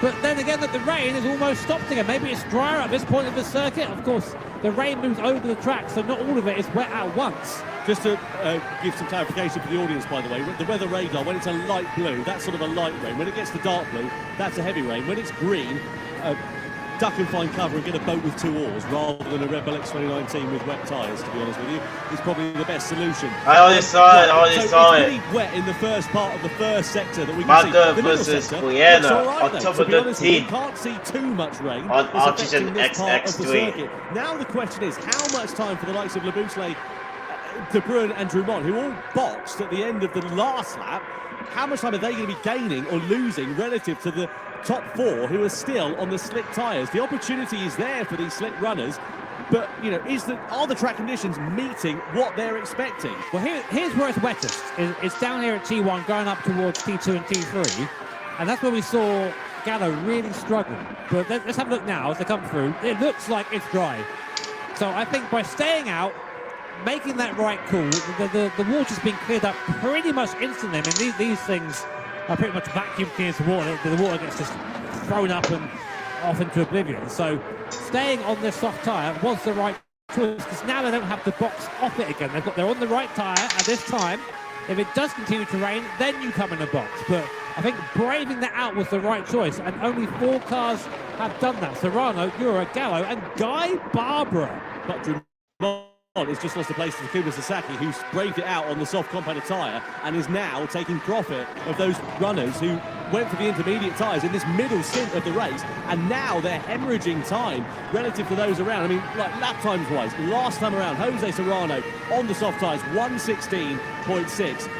Bouteille was a 1:13, but this time it's going to be surely the converse of that because the rain has stopped and the track conditions are falling back. Or is it though? I say that, now the top three are coming into the pits. Is Guy Barber going to follow them in, or is he going to go bold with the strategy? No, he comes in as well. He's following the leaders because he's now gained track position pretty much from right at the back of the field. So they're going on for the intermediate tyres about 2 laps later than the top three. So now let's see how this is ebb and flowed. Don't forget, Le Bouteille and Drumont were at the front of this race along with Serrano prior to the pit stops. Now with the reverse of that, it's Le Bouteille, De Bruyne and Drumont who lead this race, with Serrano in 4th. Karatsa's up to 5th position here, and Jura is down to 6th place. So those who did pit earlier for those intermediate tyres ultimately have managed to take profit of that. Yeah, a lot of confused faces in the audience. Don't worry, us too. We're trying to work it out as we go at the moment. But what I would love to see now is that weather radar, because guess what? Rain's here once again, but there are people out there on significantly newer intermediate tyres than the rest. So I have to wonder if they just saw this coming, because you can only go so far out the weather radar. You can't go too far, but yeah, that cloud looks ominous. The Bouteille, De Bruyne and Drumont, 1, 2, 3. Serrano 4th as well. Really, and that pack who stayed out, who braved it, actually lost out, which I don't see how that makes sense. My brain can't get around that. So I kind of get what you're saying, but yeah, look, it's difficult, isn't it? I mean, look at the sky. It's like a British summer's day. It's dark on one part of it, and look at the rain now. It's coming down in a very heavy intensity, heavier than we've seen it over the course of this one. Now, the question is, how long are these intermediate tyres going to hold up? And those who pitted earlier on, of course, their intermediate tyres are going to be a lot more worn than those who pitted 2 laps later, because the track wasn't wet enough at the time. They were burning up, they were overheating those intermediate tyres. So if you're on the inters now, fine, have you got the grip underneath you because you might have burnt those tyres out a bit sooner, or are you going to still have the grip underneath you because the rain might be falling heavier? And of course, bear in mind, the way that intermediate tyres wear is you basically burn the tread away. So if it gets wetter, you lose the ability to move the water in the same way you would with a fresh intermediate tyre. So you start getting into a lot of levels of thinking here, trying to work out what is the best way to do it.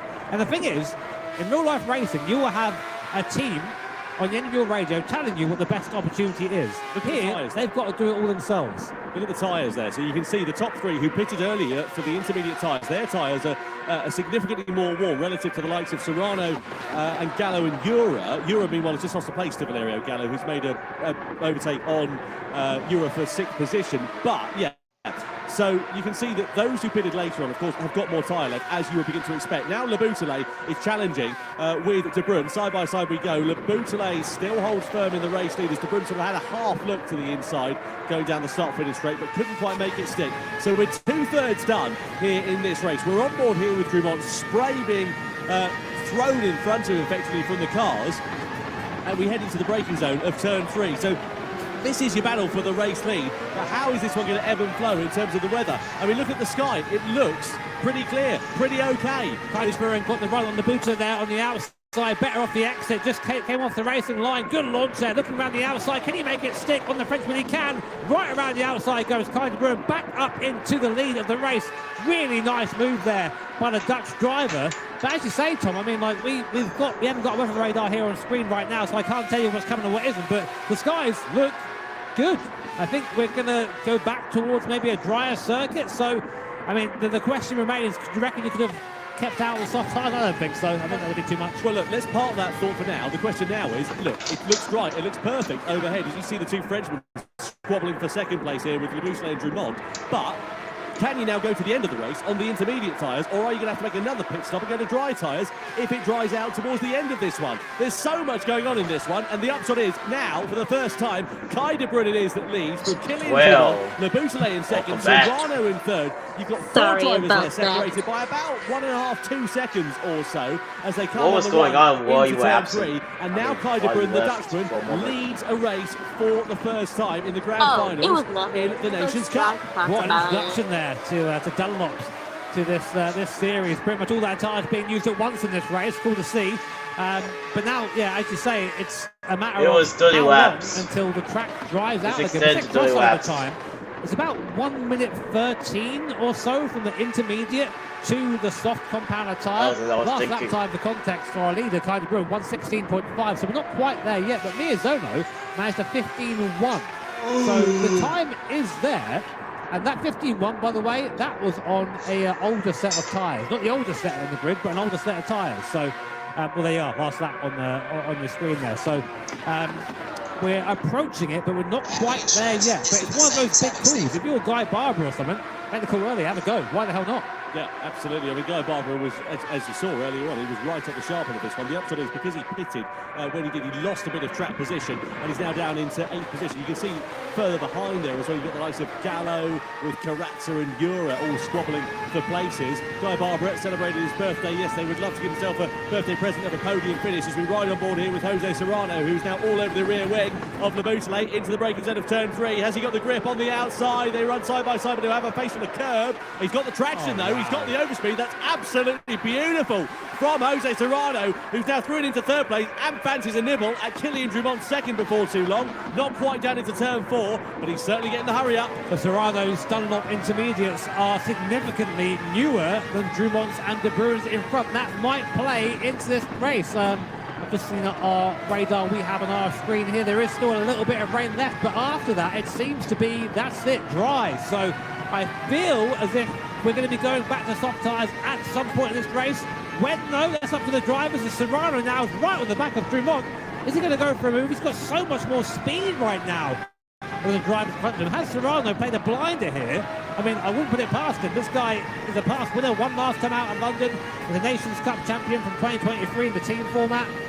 Never count him out. Do you know what this race reminds me of? Do you remember World Series 2 in Prague last year? Hengse versus Bedima. Oh, De Bruyn, by the way, was just a little bit wide over the curb there. I suppose Drumont, I beg your pardon. That might have cost him a bit of drive coming in towards turn 3 and allowed Serrano to attack. But Hengse versus Bedima last year, we saw a great battle in exactly the same conditions as this. And now look at the drive that Serrano gets on the exit of turn 3. He's in the slipstream here of Kylian Drumont. Drumont's going to defend this line, surely, to the inside and force Serrano to the outside. You can make a move stick through there. He needs to have good grip under braking and a willing dance partner. Drumont tries to squeeze him. Serrano's there, but he gets a pace full of curb as Drumont holds the line for second and holds on for now the charge of the flying Spaniards. Drumont there just walking out to the outside of the circuit saying no thank you son. Here's on board with Paul Ura. Replay. Oh, right into the back of Gallo. Hits Gallo again. Second time his race has done that.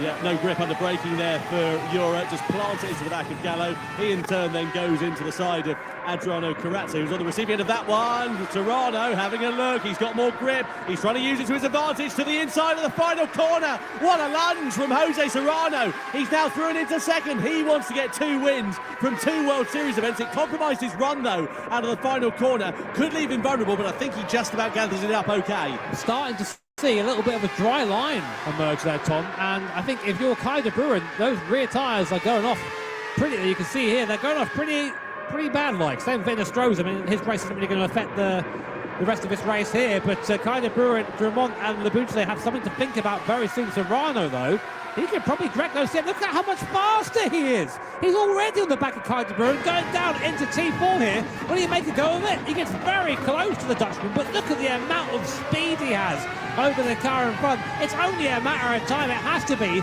Serrano will be leading this race if he can get by Kai De Bruyn. De Bruyn's going to defend this one here in the middle sector. No surprise there at all. Innes Rose is going to surely go to the soft tyres. Nothing to lose there for him right at the back. But at the sharp end of this one, De Bruyn, oh, he's all over the road. He's just got no grip underneath him. Serrano's going to drive by like he's left the handbrake on. There's contact as they come through the exit of the right-hander. Serrano, though, with the inside line. And now the lead of the race for the first time. Jose Serrano for Spain is in front here in the grand final. And he's got 6 laps separating him from his second. Now we're talking, now we're talking, now we're talking. Time to come in and put the softs on for it to make a difference. I think you're right. I was just about to say, you know, the crossover, what, we 1:13? We're about at that window now, but the time you're going to lose, what, 25 seconds, something like that? You're not going to gain that unless everybody else does it, and it's such a gamble at the sharp end. Serrano, I don't think he can afford to take that risk now. But some of these guys might have to. I mean, look who's having the stab bit. Miazono's going to have to go, whatever. Nothing to lose for Miazono. It's a long way back on this pack, but it might be worth doing something. There's 5 and a bit laps left.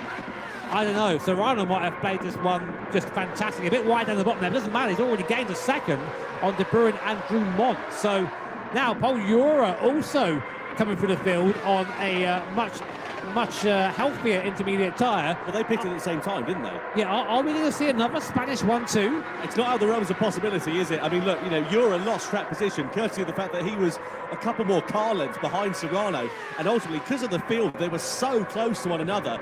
It means that he's now got more hard work to do here, Paul Jura. But look at him, he's all over the back of Kylian Drumont like a bad rash. And Drumont's race and De Bruyne's race are falling apart like a cheap watch. Through the final corner we go, across the timing line, and you get the sense that Jura is going to send one through on the inside because he's going to just have that much more grip under braking. And indeed, he does. Look at that. Paul Jura into third place. He'll have great attraction on the exit. Next target, Kai De Bruyne, and it's only a matter of time here. Yeah, and Kai De Bruyne's stuck. He can't do anything here apart from box. Here comes Valerio Gallo also on a newer tyre as well. So all those who pitted for the intermediates a bit later are all seeing, oh, Drumont Boufflet contact. The French drivers who were leading this 1-2 at the start down to 5th and 6th and still falling, and suddenly Gallo is in with a chance of a podium too. There's no adage for experience in the Gran Turismo World Series. The podium, just to remind you, for World Series 1, Serrano, Jura and Gallo was your top 3 finishers. At the moment it looks set that could be on for a repeat. Serrano leads, but Jura's got the inside line here on Kai De Bruyne in the middle sector. Can he make it stick through into the left-hander? He can! And Gallo's there as well. De Bruyne loses 2 places. Drumont's rear tyres are absolutely toast, by the way. That's why he's sliding around like a dog on a polished floor. So he's going to surely have to come in and make a box before the end of this race. De Bruyne's going to be going backwards there as well. They're intermediate tyres. There's no water left to clear them. They're just overheating. They're all over the shop. And now we've got 2 laps left remaining. And it's Serrano, Jura and Gallo, a repeat, possibly, of the World Series 1 podium on the cards here in Berlin. That is huge. And you know who gains 2 seconds there in Sector 2 alone? Takuma Miyazono in P9. So he's flying right now on that soft compound tyre. I think maybe a bit too far back to do anything, but still the speed is there. Guy Barber, 3 second penalty for Rise picked up a 2-second penalty. Sasaki as well also made ground because they pitted at the same time as the 3 who are now in the top 3 positions here of this race. And I tell you what, Jimmy, it's not over in the battle for these podium places because Gallo, he needs as many points as he can. He's 3rd in the championship at the moment. If he can get one over of Jura, that will be enough to promote him up into 2nd in the championship, I reckon. You'll know have a go. Last lap there. Look who's the fastest on circuit right now. It's Takuma Miyazono, 1:12.1, but only 1.1 seconds faster than Serrano. Not quick enough, I think, to make that gap to the front, but quick enough to maybe challenge for a couple more positions. Meanwhile, Jura and Gallo going at it on these intermediate tyres, wearing more and more. Jura boxes. He's boxed. Why? His intermediate tyres. Is he just taking a gamble? Is he deciding that his tyres are going to be slow to the end of the race and he's taking a risk? I mean, look, for our money, the safe bet, surely, 2 laps to go, you just nurse those intermediate tyres to the end of this race, but he's throwing caution to the wind. I mean, what's there a gap? What, 5 seconds or so? Back to Sasaki, but surely he's going to be dropping track position. Let's see where he comes out of the pit lane here, Paul Jura. He's going to have the mother and father of all jobs now to do this in the last 2 laps of this race. The upshot is, though, Serrano has to play this one safe. He's got no choice. He's backed into a corner, and he's now just got to drive this one as best he can. Barbara versus De Bruyne, meanwhile. De Bruyne's still stuffing it out on the intermediate tyres, but he's going to fall down like a stone. But we're still holding our head in our hands, wondering the strategy there of Paul Jura, who's, by the looks of things, thrown away what could have been a certain podium. I don't understand. I don't know. We'll ask him afterwards, but only he knows what's going through his own mind. But meanwhile, Kai De Bruyne fighting off Guy Barbara. I bet he didn't think he'd be battling for 4th place at the end of this. Sasaki ahead of them on the podium now. Again, someone else who probably had no idea, but Serrano is coming on to start his penultimate lap, and the pace is still there. His last lap, 14.3, starting to fall off now.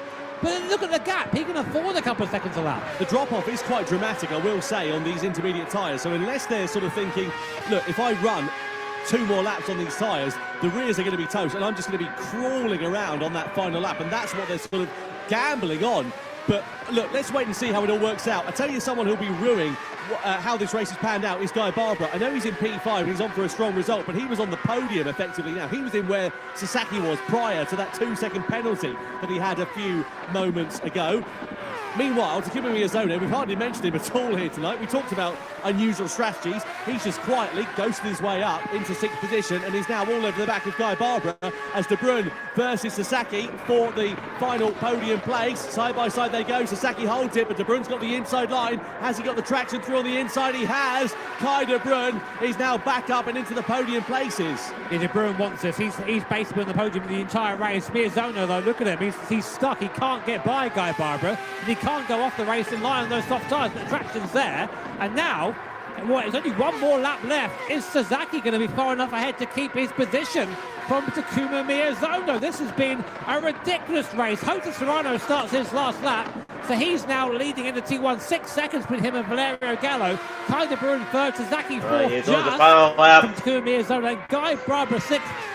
Paul, you're a If he wins, Casper, give me that 1 million credits. This race has been ridiculous. Well, look at the points rankings here for Jose Serrano. It would be a clean sweep in the Nations Cup for him so far, but Paul Ura, he'd have been on for a level second place with Valerio Gallo had he finished where he was. The upshot is he's now looking set to not finish on the podium unless other drivers fall into severe misfortunes in the final half a lap here at this Red Bull Ring circuit. But Jose Serrano, his rear tyres are absolutely knackered at the moment. They're right down to the canvas, the cord, and anything that's underneath that, and he's just going to be cruising his way. But he's got, what, 7 seconds in his pocket, and unless he makes a slip up of his lines in the final sector, I think this race is going to go the way of Jose Serrano. And what a drive it has proven to be. 2 more corners from home, and this is going to feel like the longest 2 of the young Spaniard's life. He now makes his way around the final corner. Jose Serrano makes it 2 wins from 2 races in the Nations Cup. Here Let's go! What a performance from the Spaniard. Yes! Second place for Doggy, bring in Blackstone. Jose Serrano wins the Gran Turismo goes to his round 2 Nations Cup. Sasaki versus Miyazono, and Miyazono knocks Sasaki at the checkered flag there as well. And Paul Ura, well, from what we saw, it looks like he threw away what could have been an almost certain podium here tonight. I'm not allowed to describe this race in the way I want to because we're on my off cop. Yeah, we're a friendly stream that way. But what happened there? That was a ridiculous race, and how well played by Jose Serrano in Nations Cup. But nah, he's not in it. It's going to be between You the French guys. legend. It's 7th and 8th, by the way. They built there in Drummond, but Serrano just showing what experience means in these GT live events. Valerio Gallo, an amazing second place, who finished with pretty much no rear left tyre, and Kai De Bruyne finally getting back on the podium where he belongs. A couple of steps maybe lower than he wanted, but still an impressive performance there from the Dutchman. You have to say, if you are if you're Kai De Bruyne, you're smiling from ear to ear. For Jose Serrano, amazing job. For Paul Ura, there must have been something. He must have known that those tyres were going to go off. Look, you know, we'll pick the bones out of it. I'm sure we'll catch up with him at some point. Either way, the race started in intermediate conditions. It was Drummond and Le Boutelet who were leading the race at the sharp end of that one. They came over the line in 7th and 8th, by the way, and just dropped back through the race. Anyway, in the mid stages, it all kicked off. It dried up, then it started to get wet again, then it dried up, then it started to get wet again. Le Boutelet was leading on lap 19, then De Bruyne fancied a pick at the front. Serrano was there as well as Carazza at this point. The strategies all then began to sort of play out as the conditions developed. Le Boutelet here was on the inside of Jose Serrano. The upshot is those who pitted earlier for the intermediate tyres managed to leapfrog those who pitted later, but the problem is that then left them vulnerable later on in the race. And you can see here De Bruyne, well, this is where his race began to sort of what we thought was come undone. Serrano got back through and just managed to nurse his tyres to the end of that one. Yeah, it was a thoroughly ridiculous race. It really was. It was just who was on the right tyre at the right time. And I found myself just being a bit lost at some points, to be honest, because of how the weather changed. But this man read the situation perfectly. Jose Serrano coming home 7 seconds ahead of Valerio Gallo. That is not an insignificant margin. Yeah, it reminds me of the last time I tried to read a book in the Power Cup. You know, it was unreadable. Jose Serrano, meanwhile, takes his second victory of the season in the grand final for the Nations Cup. Valerio Gallo makes it a second podium here in the floor and catch up with Jules. She'll surely be catching up with some of our podium finishers. Yes, Welcome, guys. So, first of all, Klaus Schubert, that was some amazing driving. You got a podium, fantastic work. I mean, I gotta be honest, those tyres looked, they're pretty, yeah, how was that? I don't know how to put it into words. So I guess around Currently working on the 24. My rear Currently tires working on were, improving, were 100% trying to down. I think remaster everybody it. was down to like nothing at some point, yeah. Yeah, so I pitted again and made some places. Yeah. But you got way out in front and you kept it, which is fantastic stuff for you. How did you stay calm? I mean, Stay calm? I mean, maybe you didn't. just keep pushing, I guess. I'm Valerio. Amazing drive there. Well done. How are you feeling? Talk us through that, because that was, I mean, it was a lot, right? A lot of stuff happened, to be honest. I mean, from the start of the day, I was very upset for the qualifying. But, you know, I saw also the variables for sprint race, and we saw that also with a bit of penalties, also 3 wides for the straight line. Yeah. And also the grand final, of course, with the wet, it was huge variable. And I just needed to stay out of trouble and manage the tires because I was cancedo rifto like the last corners. I mean, did you have any left? Was it just dust by the end there? Probably I like dismounted the tires completely. So, but yeah, I'm still GG to these guys and well done. And also congrats to Jose and to all the other guys. Yeah, well done. Give them a big round of applause, guys. And Paul, I guess we want to know what happened with the strategy there at the end. I don't know. You know, the famous sentence from Charles Leclerc, I'm stupid. That's the conclusion of the race. I'm stupid. No, don't be silly. Come on. It was an amazing drive. Come on. Honestly, like, it's all very well us sitting here and being like, yeah, you know, like, it's very, very different when you're sitting up there, right? It's really different. You have to make decisions in a short moment, and sometimes it works okay, and sometimes it doesn't. I don't think I could do any better, but yeah, you did really, really well. Guys, I want to give them a big round of applause. Everyone did stellar work. These are all of the competitors here for the Nations Cup Grand Final. Let's throw it back up to Tom and Jimmy. Yeah, thank you very much indeed, Jules. Well, let's take stock of the World Series points rankings after 2 rounds then. Jose Serrano, 2 wins in 2 races. Superb job from the Spaniard. Gallo sits there in second place, and Jura, well, he only scored 1 point after that strategy miscommunication dilemma, whatever you want to refer to it as. Either way, it's a missed opportunity for him, and he now sits 3rd in the standings. Sasaki in there as well, and Kai de Bruyne, courtesy of his first point score of the season, jumps himself right up from near the bottom to 5th in the standings. Yeah, consistency there from Gallo. Just keep a minute. The gap is now 3 points to Jose Serrano, but it's not completely out of it. Well, of course, Paul Euro there, now half a point behind Serrano. But a couple of people getting points on the board again. Guy Barber will be upset at that performance. A mistake right at the end there, put him right down to the bottom of the field. As well in Estrosa with that interesting intermediate strategy. But as Jules said, very, very difficult to work that all out. Yep, no doubt about it. Well, let's go down then to Jules and catch up with the winner. 2 wins in 2 Gran Turismo World Series Nations Cup finals for Jose Serrano. I'm down here with Jose Serrano, the winner of round 2 of the Nations Cup. Jose, talk us through your strategy. There was a lot of strategy in that. When we get to the podium, How did you make it work? Well, Everyone's like, oh, God. it was one of the toughest races I've did, so incredible. I'm super happy to the results, so yeah. Like, talk us through, because I mean, it was we had no idea how it was going to kind of play out, and you just made a really, really good call, obviously, like pitting a little bit later on. Were you making the decisions in the moment? I mean, I suppose you couldn't really have a strategy because you don't know what the weather's going to be. I had no idea too, so. My strategy is no strategy. No strategy, secret. But if you can make those good decisions in the moment, then that's all that counts. But I mean, was it a fun race? Is it ever fun? For the testator, I think so. For me, no, but. Well, you did good. It's definitely fun now, right? Please give a huge round of applause to Jose Serrano, a Nations Cup round 2 winner!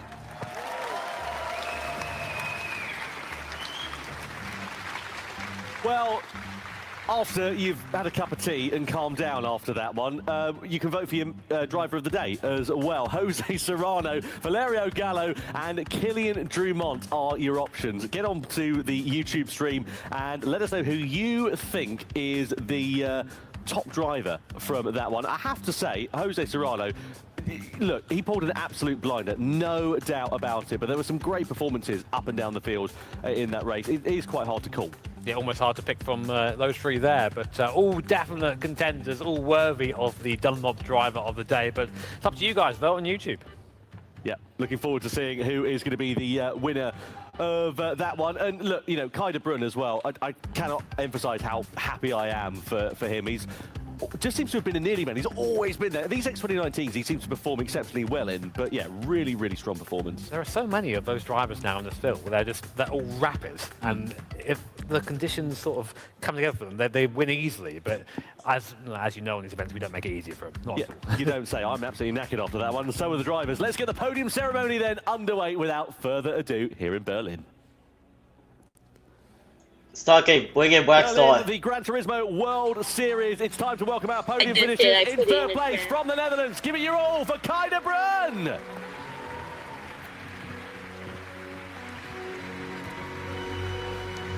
Black Star, shout, Yahoo! When Jose Serrano comes in. Up for Italy's Valerio Gallo.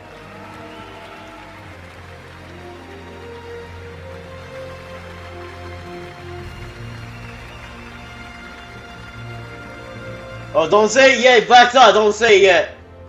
Get ready, get ready. And the winner Here comes Jose Serrano. Series 2 in the Here we go! Yahoo! Jose Serrano! Yeah! Let's go! 2 wins from 2 races, maximum points here in Germany. And now, ladies and gentlemen, we ask you to please stand if you're able for the national anthem of Spain.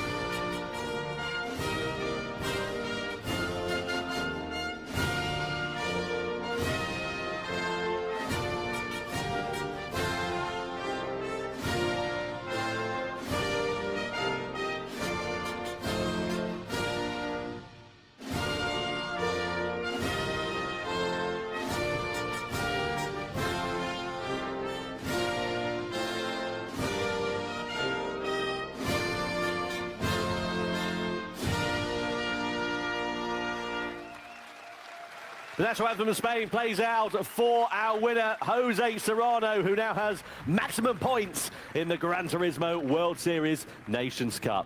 And it's now time for the awards to be presented. Third place, Belman Adarevic, the Senior Marketing Director of Fanatec, makes her way onto the stage. To a round of applause here in Germany. And she will present the third place trophy to the Dutchman, Kai de Bruyne.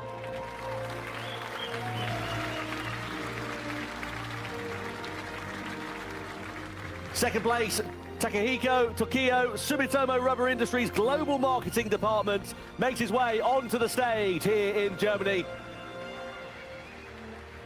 And towards the awards, to grab the second place trophy and present it to Italy's Valerio Gallo.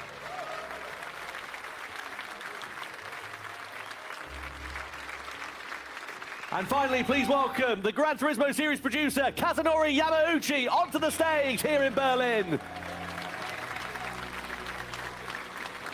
And last but not least, the winner's trophy for the second time this season is awarded to Spain and Jose Serrano! Yahoo!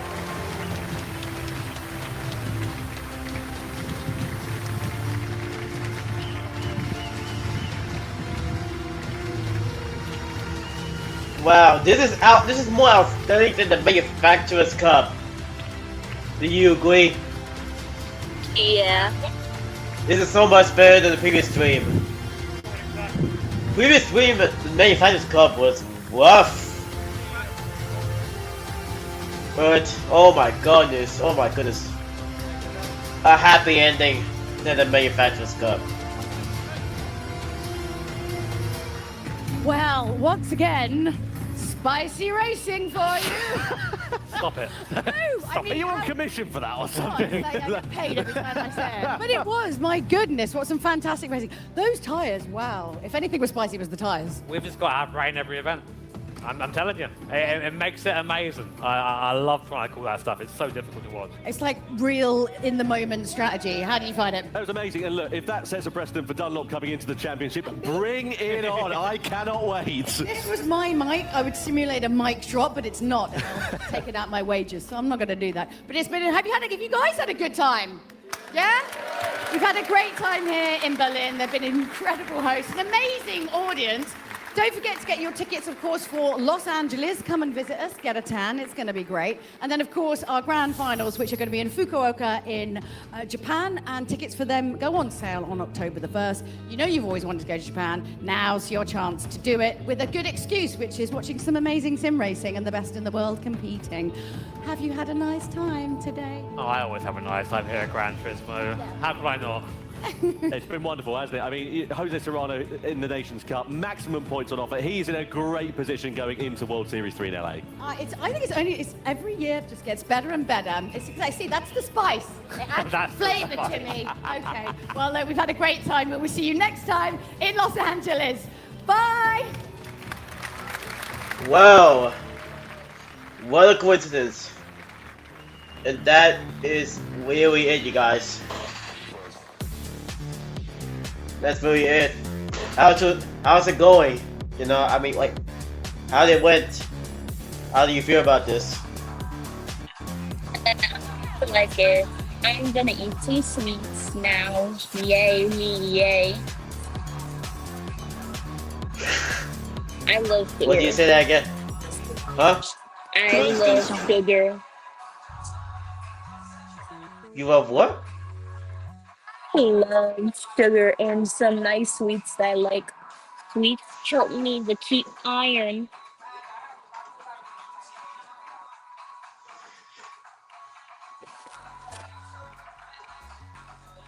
I don't know if they gonna do the after show or not. Oh yeah, okay, that's it, you guys. That's really it. Yeah.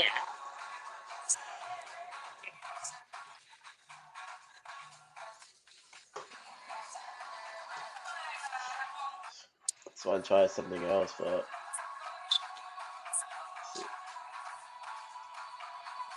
Yeah, I'm bored, so let's react to some random videos, I guess. no, we gotta end the stream now. I don't want to do random videos anymore. We just need to end the stream because if it's the watch party, it's just the watch party. We just reacted to the World Series. So we end this now. Let's end this. Yeah, So let's go. alright, my name is Mr. Hang. Thank you so much for joining the 2025 Gran Turismo World Series. Previous stream was rough, but this stream went so well, and Jose Serrano finally got a chance at winning the Round 2 of the Nations Cup once again. I want to show you the predictions. Hold on. If I can put it again.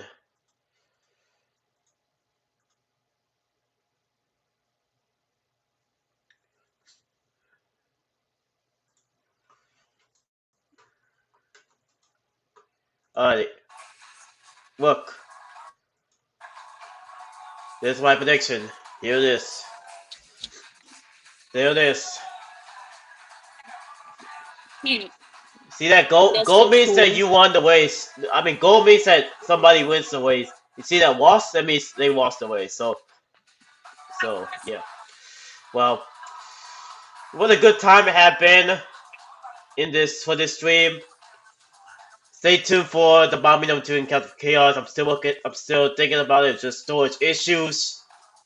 And don't miss Marco vs. Brianna. Supposed to be released on October 13th. So get ready for that.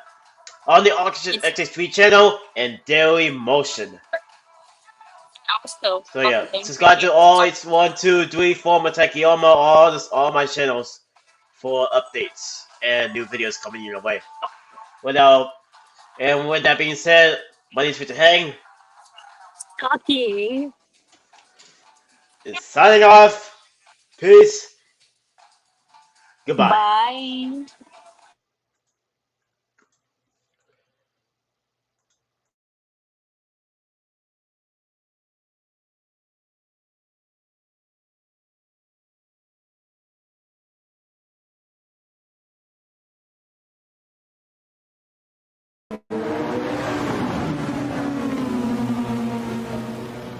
If I made a mistake, then I would have to retake and do it once again. Even feel the pain. But there also lays a prize. And that made me realize that even if I was to fail, it will be a learning trail. If I hope for a trophy, I just can't rely on luck. I must do hard work to show the world what I can do.